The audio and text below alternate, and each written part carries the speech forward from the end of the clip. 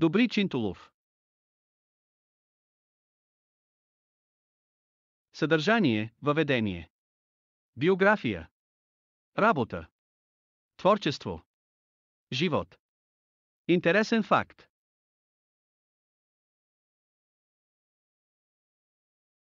Въведение. Чинтулов е първият ни революционен поет, смята се за родоначалник на гражданската лирика толкова, доколкото у него има значими за обществото теми. Той създава творбите си по две причини, от които е вдъхновен: идеите на времето и преподавателската му работа.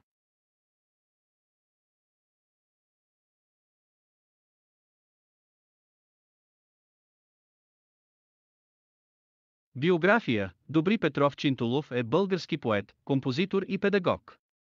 Роден е в Сливен през септември 1822 година, други източници посочват 1823 година. Той се ражда в много бедно семейството на занаятчията. Тепавичар Петър Чинтулов има сестра, на която не се споменава името, и братя Иван и Димитър, а майка им се казва Анастасия Желяскова.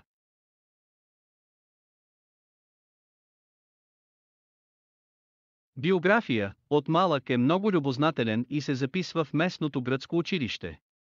Там остава до 13 годишна възраст, когато е принуден да помага за издръжката на семейството. Сливен, известен още като градът на 100 войводи, добри, изгражда своите патриотични възгледи.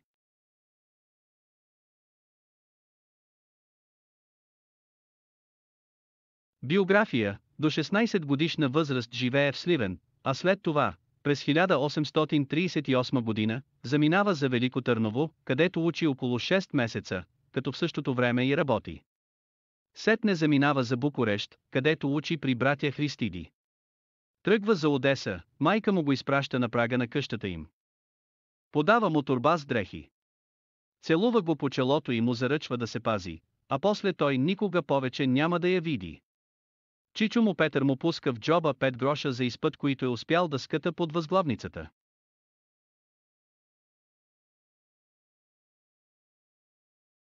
Биография. През 1839 година пристига в Одеса, учи в тамошното околийско училище. В Одеса Добри Чинтулов се научава да свири на цигулка, с която превръща стихотворенията си в песни. През септември 1843 година той постъпва в Одеската духовна семинария.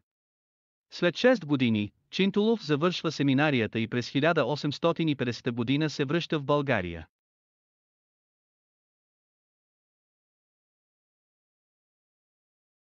Работа. От 1850 година до 1858 година е учител в Сливен. След 1858 година, Добри Чинтулов учителства в Ямбол до 1861 година. От 61 до 71 учителства отново в Сливен.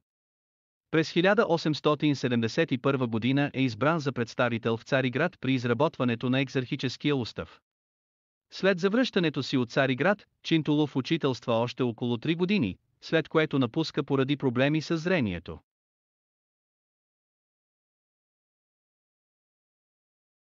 Творчество. Приживе Добри Чинтулов публикува само 3 свои песни. Стара майка се прощава с сина си, изпроводяк на едного българина из Одеса, китка от Балкана. Те са публикувани в брой 59 и 62 на Цариградски вестник през 1849 година.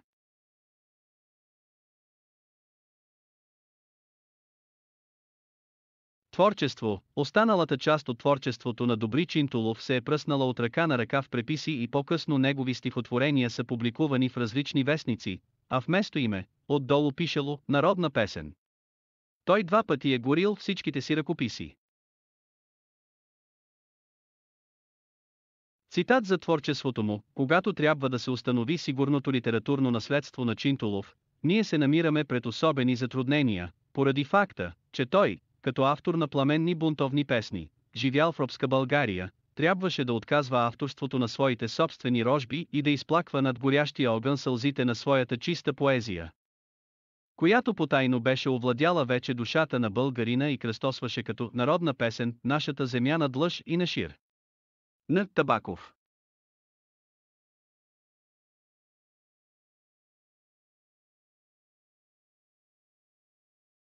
Творчество. Всъщност, За първи път творчеството на Добри Чинтулов е издирено и публикувано от Васил Пундев през 1922 година. Това става по случай 100 години от рождението на Чинтулов. Песните се издават в малка книжка и в същата година Васил Пундев издава и едно изследване върху Чинтуловата поезия.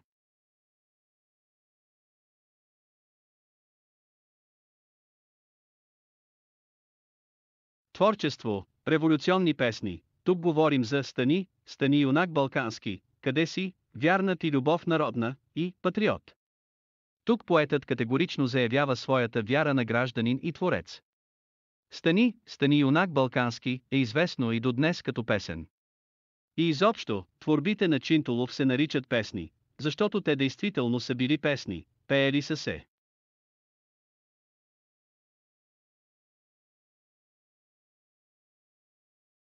Творчество, патриотични песни. В тази категория най-добре ще се впишат "Стара майка се прощава с сина си" и "Изпроводяк на едного българина из Одеса".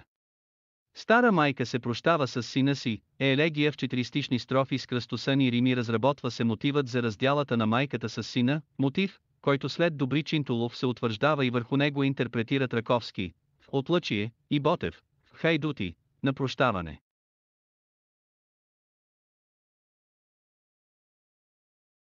Творчество, исторически песни. Тук отнасяме "Двама приятели" и "Възпоменание". В тези две песни имаме една идеализацията на историческото минало, възкръсване на образите на славните български царе, юнаци и местности. В "Възпоменание" виждаме някаква идейна неустановеност и непреодолима носталгия. Също характерната за Чинтуловия лирически герой самота. А тази самота по-късно ще се прояви и при Петко Славейков именно под Чинтулово влияние. Цитат за творчеството му: "Безспорно, при Чинтулов ние се намираме пред един вдъхновен певец на робските неволи, който е носил в душата си големи творчески сили. Песните му, издържани по форма и съдържание и написани на чиста и звучна българска реч, отлъчват и днес такава сила. Заразяват ни тъй непосредствено, щото справо са подхранвали копнежите на цял народ за човешко право и свобода. С тях Чинтулов завеща на нашата лирика първите художествени образци и ще има винаги голямо значение за историка на нашата литература, Н. Табаков."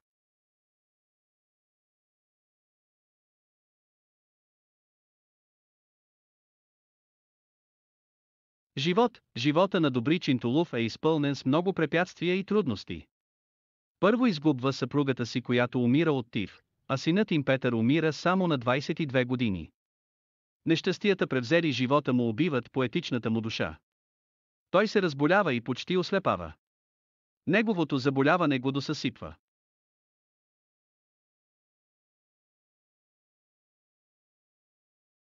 Живот и спомените на слепеца угасват полека. На 27 март 1886 година животът му се стопява. Успява да разбере, че България е свободна. По улиците, по които доскоро се чува тропота на неговата тояжка, се виждат учениците му от градските училища, на които някога е преподавал. Граждани с цветя в ръка отиват, за да се простят с стария учител и поет Добри Чинтулов.